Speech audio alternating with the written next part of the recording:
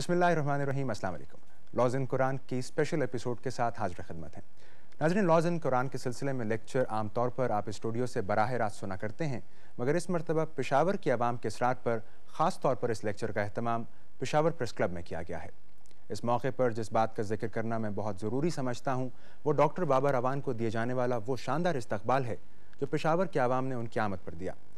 कदम कदम पर कदावर बैनर्स आवेज़ा थे और लोग फूलों की पत्तियाँ लिए डॉक्टर साहब की आमद के मुंतज़िर थे। हम यकीनन पेशावर की आवाम के इस शानदार इस्तकबाल के लिए शुक्रगुजार हैं। नाज़रीन, आज के लेक्चर में laws in Quran regarding rights of parents के सिलसिले में बात होगी। आइए बिला ताख़ीर आपको लेक्चर की तरफ लिए चलते हैं। औज़ु बिल्लाहि मिनश शैतानिर रजीम, बिस्मिल्लाहिर रहमानिर रहीम। बहुत रहम के साथ, बहुत मोहब्बत के साथ, बहुत शफ़क़त के साथ और बहुत कुर्बानी के साथ वालिदैन बच्चों को पालते हैं। इसलिए कुरान हकीम में ये इरशाद एक जगह नहीं कई जगह हुआ है कि जब तुम्हारे वालिदैन में से कोई एक या दोनों बुढ़ापे को पहुंच जाएं, आजिज़ी की उम्र को पहुंच जाएं, बेबसी की उम्र को पहुंच जाएं, रहम की उम्र को पहुंच जाएं, तो उनके साथ तुम वही सलूक करो जो जब तुम आजिज़ी की हालत में थे, रहम की हालत के काबिल थे, कुछ करने के काबिल नहीं थे, हिलने जुलने के भी काबिल नहीं थे, तो उन्होंने जो सलूक तुम्हारे साथ किया वो उनके साथ सलूक ज़रूर रवा रखो।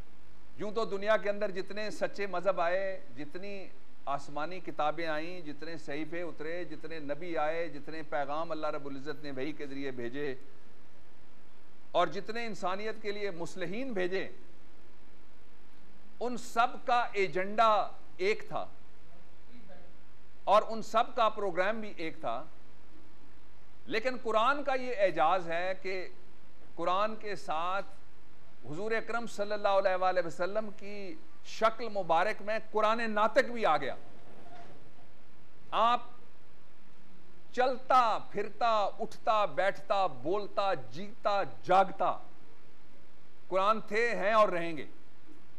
इसलिए कि ये मैं नहीं कह रहा, अकीदत और मोहब्बत आप सल्लल्लाहु अलैहि वसल्लम पर मेरी हज़ार जाने कुर्बान, उसकी वजह से मैं नहीं कह रहा।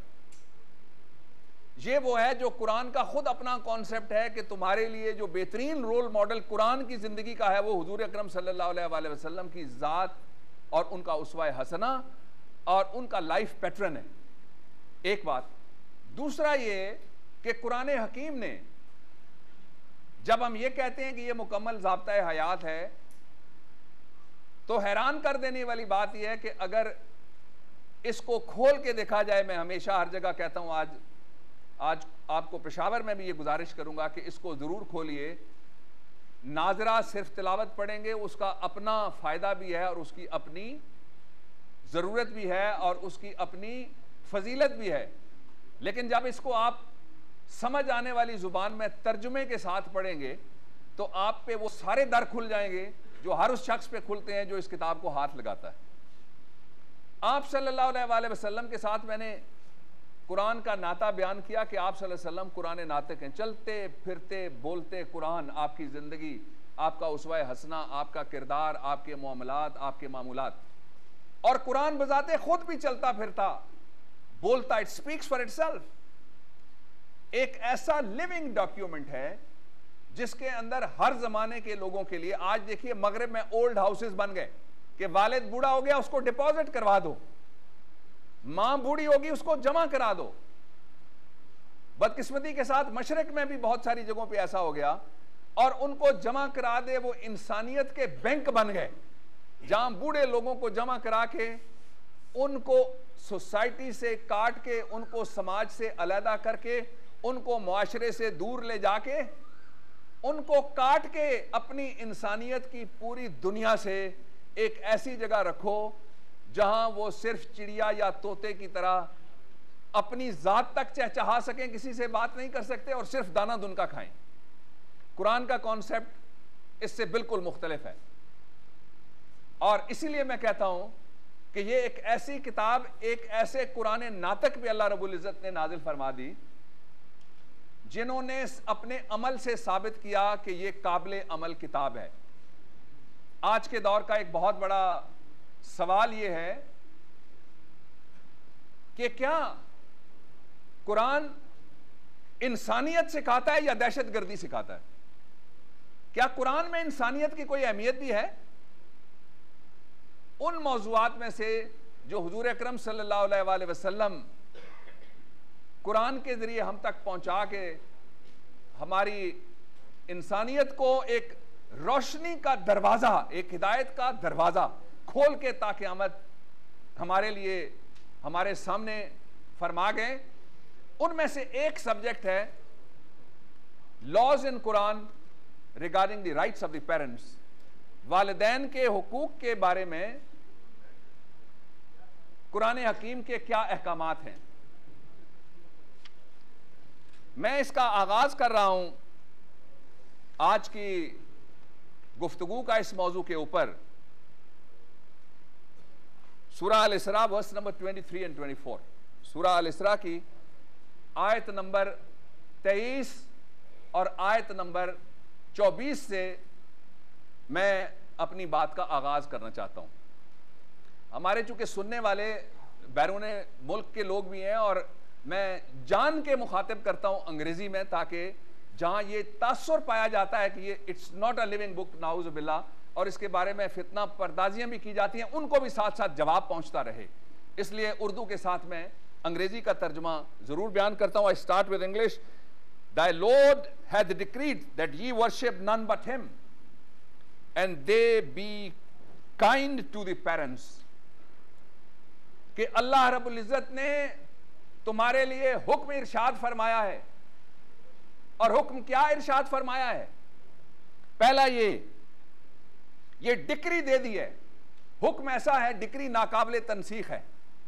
अगर आप दुनिया के अंदर भी डिक्री की, जो कानून के अंदर डिक्री होती है, उसको आप देखें तो जब अदालत डिग्री दे देती है तो मियां बीवी हैं तो डिग्री के जरिए कहा जाता है नहीं रहे, हारे हुए के बारे में कहा जाता है ये जीत गया। एक तरफ सरकार खड़ी है, एक तरफ पूरा दरबार है, एक तरफ फकीर खड़ा हो जाए, अदालत जिस दिन ये कह देगी कि ये जीत गया, वो जीत जाता है, ये डिक्री है। और उसकी दुनिया की अदालतों में भी एक आखिरी अपील होती है, उसके बाद कोई अपील नहीं है। ये तो आखिरी एपेक्स एपेलेंट अथॉरिटी से भी बड़ी अथॉरिटी जो अल्लाह रब्बुल इज्जत की है, वो खुद इरशाद फरमाते हैं कि मैं रब्बुल आलमीन और रब्बुल मुस्लिमीन भी नहीं है, मोमिनीन भी नहीं है, और एक आलम है जो दुनिया दरियाफ्त कर सकी है अपनी आंख से, जिसको कुर्राए अर्जी हम कहते हैं।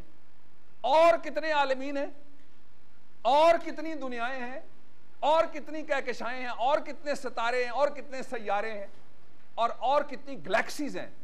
अभी तक साइंस भी उसको ना देख सकी और ना उसको इजाद कर सकी। उस रब्बुल आलमीन की डिक्री है जो नाकाबिले तनसीख है। और हुदूद के बारे में एक कॉन्सेप्ट में आपको जरूर, हुदूद अल्लाह के बारे में मैं आपको जरूर वाज़े करता चलूं कि अल्लाह की तरफ से जो हुक्म आ गया वो नाकाबिले तनसीख है।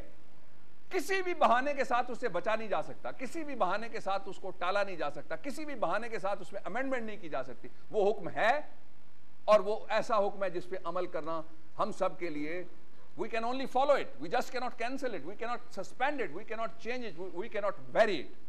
हम इसको ना तब्दील कर सकते हैं, ना तनसीख कर सकते हैं, ना ही उसमें किसी वक्ती या ज़रूरत के तहत या किसी मसलियत के तहत कोई हम उसको यूं नहीं और यूं कर सकते। एक दूसरा, अब देखिए इतनी बड़ी डिग्री आई कि सिर्फ तुम अल्लाह के ताबेदार हो, उसकी इबादत कर सकते हो, नंबर 1। और उसके साथ क्या कहा, आप खूबसूरती देखिए कि वालिदैन का दर्जा सूरह असरा वर्स नंबर 23 के अंदर अल्लाह रब्बुल इज्जत ने कहां रखा है जाके। उसके साथ इरशाद फरमा दिया अल्लाह रब्बुल इज्जत ने, and that ye be kind to the parents, और अपने वालिदैन के साथ मेहरबानी का सलूक करो, अपने वालिदैन के साथ अच्छाई का सलूक करो, अपने वालिदैन के साथ नेकी का